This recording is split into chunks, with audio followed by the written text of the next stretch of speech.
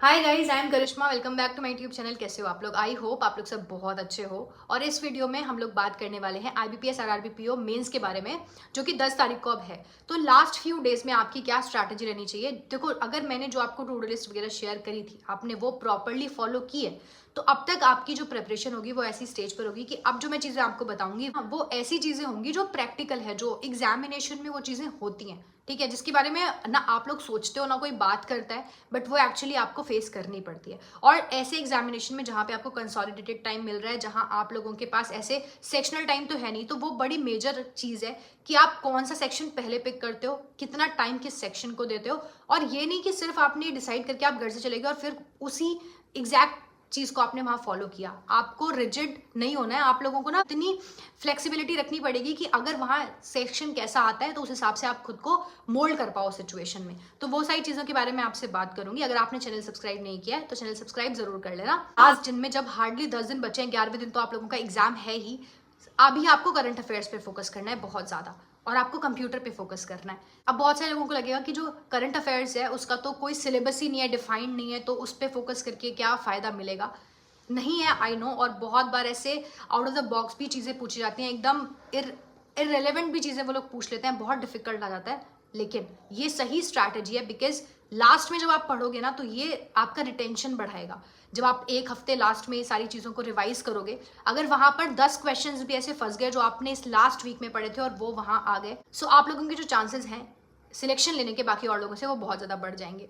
एक तो ये चीज़ आपने कंप्यूटर्स बहुत ज़्यादा करना है, क्योंकि कंप्यूटर में देखो क्या होगा, जब आप वहां पर पेपर देखोगे, या तो आपको आता होगा वो क्वेश्चन या नहीं आता होगा, कुछ ऐसे इन बिटवीन नहीं रहेगी चीज़। तो इसीलिए कंप्यूटर तो आपको MCQs के थ्रू जितना ज़्यादा से ज़्यादा रिवाइज कर सकते हो, PDFs के थ्रू। मैंने आपको टेलीग्राम चैनल पे PDFs दे रखी हैं, उसका लिंक डिस्क्रिप्शन में है।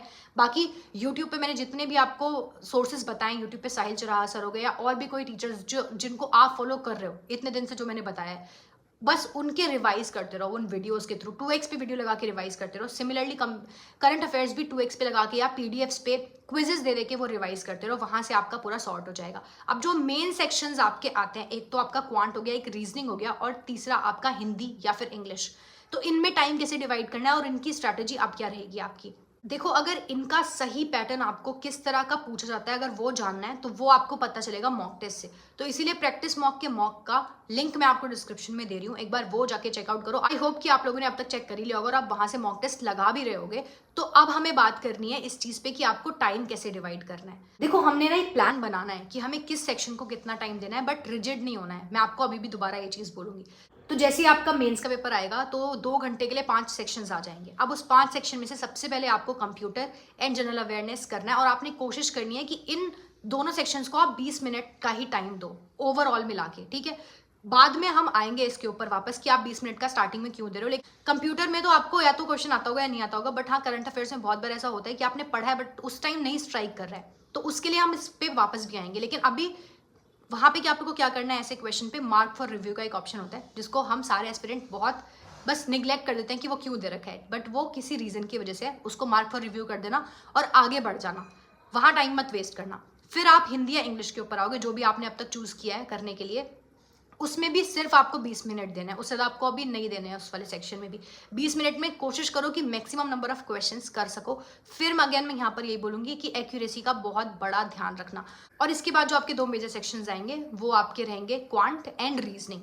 अब इन दोनों सेक्शंस में से ऐसा हो सकता है कि आपका एक स्ट्रांग हो या फिर एक वीक हो, या दोनों ही स्ट्रांग हो, तो उसमें आपको टाइम बहुत अच्छे से डिवाइड करना है। अगर आपके दोनों ये सेक्शन स्ट्रांग हैं तो देख लेना पहले कि कौन सा वाला ज़्यादा ईजी आया है, तो उसमें आपको टाइम अपना ज़्यादा भी लगाना पड़े तो मैक्सिमम क्वेश्चंस सही वहां से अपने निकाल लेना, सो दैट कि आपका स्कोर बहुत ज़्यादा बढ़ जाए। ठीक है, ये राइट स्ट्रैटेजी होती है। ऐसा नहीं कि अगर कोई इजी आई है चीज़ तो हम उसमें कम टाइम लगाएंगे। ऑब्वियसली उसमें कम टाइम लगेगा, पर हम कोशिश करेंगे कि मैक्सिमम नंबर ऑफ मार्क्स हम यहाँ से उठाकर ले जाएं। दूसरा, अगर मैथमेटिक्स फॉर एग्जाम्पल थोड़ा डिफिकल्ट आता है तो कोशिश करो कि सेक्शनल कट ऑफ तो आपकी वहां से बिल्कुल भी ना रुके। और अगर बहुत सारे लोग ऐसे हैं जिनका मैथ्स वीक है बट उनके बाकी सेक्शंस अच्छे हैं, तो आप लोग मैथ्स में बस इतना करना कि आपकी कट ऑफ निकल जाए। और उसके बाद इंग्लिश, अगर आप इंग्लिश दे रहे हो या फिर हिंदी दे रहे हो, और दूसरा रीजनिंग, उसमें कोशिश करना कि मैक्सिमम मार्क्स आप वहां से फेच कर लो, क्योंकि वहां पर एक्यूरेसी रहने के भी बहुत ज़्यादा चांसेस होंगे और आपके मार्क्स भी अच्छे खासे निकल जाएंगे। तो ये स्ट्रैटेजी वहां फॉलो करना। और इन दोनों सेक्शंस में अगर मिला के 1 घंटा भी लगा दोगे ना प्रॉपरली, तो भी आपके पास 20 मिनट्स बचे होंगे। 20 मिनट्स में जो भी आपके सेक्शंस बचे थे, या तो वो हिंदी इंग्लिश का हो या फिर वो कंप्यूटर एंड जनरल अवेयरनेस हो, वहां पर उस 20 मिनट को राइटफुली इन्वेस्ट करके आप अपने मार्क्स स्कोर जो है अपना वो बढ़ा सकते हो। सो एकदम सही तरीका होगा एग्जाम में अप्लाई करने का। फ्लेक्सिबल रहना, ज़्यादा स्ट्रेस मत लेना। और अभी आप लोगों को जितना भी हाई लेवल के क्वेश्चंस हो सकते हैं रीजनिंग के एंड मैथमेटिक्स के, डीआईज हो सकते हैं, वो करो। बाकी सोर्सेज मैंने आपको सारे बताए हुए हैं। मॉक टेस्ट से करो, और मॉक टेस्ट में कोशिश करो कम से कम 3-4 मॉक टेस्ट जो स्ट्रैटेजी मैंने बताई है उस तरीके से आप देके देख लो। एक बार अपने कांस्टेंट टाइम जितना भी आपने रखा है टाइम फ्रेम, उतने में करके देखो कि 30 मिनट्स मुझे सेक्शन को देने ही देना है, कुछ भी हो जाए। और एक बार थोड़ा फ्लेक्सिबल होकर देखो कि कौन सा सेक्शन ईजी आया तो उसको मैं ज़्यादा टाइम दे दूँ या कम टाइम दूँ, या उस तरह से अगर एक फ्लेक्सिबल रूटीन से करके देखो, एक अपने नॉर्मल रूटीन से करके देखो जिसमें आप कंफर्टेबल ज़्यादा होते हो, जिसमें आपका स्कोर आप ज़्यादा कर पाते हो, उस तरह को आप अपने एग्जामिनेशन में लेके जाना, उस तरीके को, और वहां वैसे करना। यही बात कि कितना सेफ अटेम्प्ट होता है, तो जितना भी आपको लगे ना उस पेपर का लेवल है, उससे 10-15 नंबर अगर आपके ज्यादा आ जाए, जो भी कट ऑफ है उससे 10-15 नंबर ज्यादा आए, तो वो होता है सेफ अटेम्प्ट। तो वो तो जब रिजल्ट आएगा ना तभी पता चलेगा। तो सेफ अटेम्प्ट जैसा कुछ भी नहीं होता है। अभी अपने करंट अफेयर्स पर ध्यान दो, डिक्रीजिंग ऑर्डर में, जैसे मैंने हमेशा बोला है उस तरह से पढ़ो। सबसे पहले जो रिसेंट मंथ है उसको पढ़ो, एग्जामिनेशन से 1 हफ्ते पहले तक का पढ़ के जाना है, फिर बैक साइड जाते रहो। और कंप्यूटर पे जितना ज़्यादा हो सकता है, कंप्यूटर तो जितना ज़्यादा रिवाइज कर सकते हो उतना ज़्यादा रिवाइज करो। ये सारा तरीका अगर आप किसी ने डिसेंटली फॉलो किया, जैसे मैं पहले से बताती आ रही हूँ, और इन 10 दिन में भी ये फॉलो किया, आई कैन अश्योर यू कि आपका एग्जाम जरूर क्वालिफाई होगा। I can assure you that, अगर आपने सही तरीके से फॉलो किया है। So on that note I am going to end this video. अगर कोई डाउट्स अभी भी आपके रह गए तो कमेंट सेक्शन में पूछ लेना, मैं आपको बता दूंगी। बाकी IBPS PO की तैयारी अपनी साथ साथ चालू रखो। अगर आपका प्रीलिम्स निकला है ना, मतलब प्रीलिम्स में आपको इतनी दिक्कत नहीं आएगी, तो लास्ट के डेज मैक्सिमम टाइम आपका अपने मेंस पर ही फोकस्ड रहना चाहिए। लेकिन हाँ, थोड़ा सा प्रीलिम्स के लिए टाइम निकाल लो, 1-2 घंटे, 1-2 मॉक टेस्ट अपने देते रहो, ठीक है। सारे मॉक टेस्ट के लिंक आपको डिस्क्रिप्शन में मिल जाएंगे। सारे लिंक्स जो भी जिसकी भी मैंने बात की है, जो भी रेलेवेंट चीज़ होंगी, सब आपको डिस्क्रिप्शन बॉक्स में मिल जाएगा। चैनल सब्सक्राइब कर लो, और मैं आपको मिलूंगी अदर इन्फॉर्मेटिव वीडियोज़ में। चलो बाय बाय, टेक केयर।